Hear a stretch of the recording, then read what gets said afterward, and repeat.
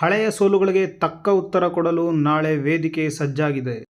ICC ಟೂರ್ನಿಗಳಲ್ಲಿ ಮುಳ್ಳಂತೆ ಕಾಡುತ್ತಿದ್ದ New Zealand ವಿರುದ್ಧ ಗೆದ್ದು ಬೀಗಲು ಭಾರತ ಸಜ್ಜಾಗಿದೆ. ನರೇಂದ್ರ ಮೋದಿ ಸ್ಟೇಡಿಯಂ ಅಹ್ಮದಾಬಾದಲ್ಲಿ ನಡೆಯಲಿರುವ ಈ ಪಂದ್ಯ ಬ್ಯಾಟಿಂಗ್ಗೆ ಹೆಚ್ಚು ಸಹಕಾರಿಯಾಗುತ್ತೆ ಅಂತ ಹೇಳಲಾಗ್ತಾ ಇದೆ.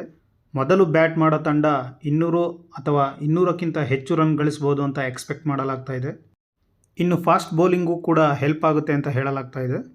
ಎರಡೂ ತಂಡಗಳ ಪ್ಲಸ್ ಹಾಗೂ ಮೈನಸ್ಗಳನ್ನು ನೋಡೋದಾದರೆ, ಮೊದಲಿಗೆ ಸಂಜು ಸ್ಯಾಮ್ಸನ್ ವಾಪಸ್ ಫಾರ್ಮ್ಗೆ ಮರಳಿರುವುದು ತಂಡಕ್ಕೆ ಒಂದು ದೊಡ್ಡ ಶಕ್ತಿಯಾಗಿ ನೆಲೆಸಿದೆ.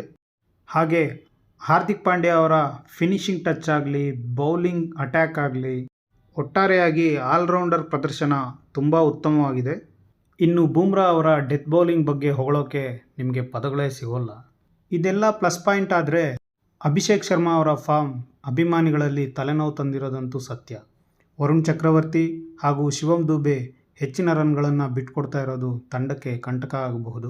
ಅದೇ ರೀತಿ ನ್ಯೂಜಿಲೆಂಡ್ ತಂಡದ ವಿಷಯಕ್ಕೆ ಬಂದರೆ, ಓಪನಿಂಗ್ ಬ್ಯಾಟ್ಸ್ಮನ್ ಫಿನ್ ಅಲೆನ್ ಕಳೆದ ಪಂದ್ಯದಲ್ಲಿ ಸೌತ್ ಆಫ್ರಿಕಾ ವಿರುದ್ಧ ರೆಕಾರ್ಡ್ ಸೆಂಚುರಿ ಹೊಡೆದಿದ್ದು ನೋಡಿದ್ರೆ ಫಾರ್ಮ್ ಹಾಗೆ ಕಂಟಿನ್ಯೂ ಆಗೋದ್ರಲ್ಲಿ ಎರಡನೇ ಮಾತೇ ಇಲ್ಲ.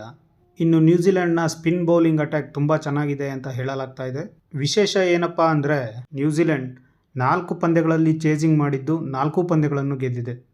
ಇನ್ನು ಈ ತಂಡದ ನೆಗೆಟಿವಿಟಿ ಅಂತ ಹೇಳೋದಾದರೆ, ಒಂದು ವೇಳೆ ಟಾಪ್ ಆರ್ಡರ್ ಬ್ಯಾಟ್ಸ್ಮನ್ ಏನಾದರೂ ಫೇಲ್ ಆದರು ಅಂತ ಅಂದರೆ, ಮಿಡಲ್ ಆರ್ಡರ್ನಲ್ಲಿ ಯಾರೂ ನಿರೀಕ್ಷಿತ ಪರ್ಫಾರ್ಮೆನ್ಸ್ ನೀಡ್ತಾ ಇಲ್ಲ.